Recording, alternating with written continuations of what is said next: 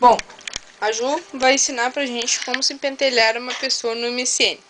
Fala aí, Ju, como é que se pentelha uma pessoa no MSN? Primeiro de tudo, você tem que entrar no trequinho. Que se chama MSN. É essa coisa aqui. Tá. Aí, você escolhe a vítima. Seria, Vários. por exemplo, o nome de uma vítima. Estamos aqui reunidos com Lizzie, Loli e Pipoca. Tudo nome elegante.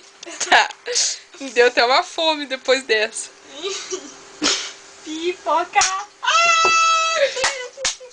não. Tá. Então, depois dessa lezeira, eu vou escrever. Eu escrevo, eu falo. Eu falo, eu escrevo.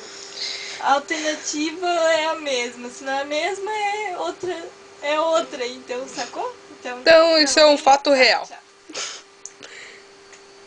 Então, fala o que você tá falando aí. Quer dizer, fala o que você tá escrevendo aí. Para de coçar os piolhos.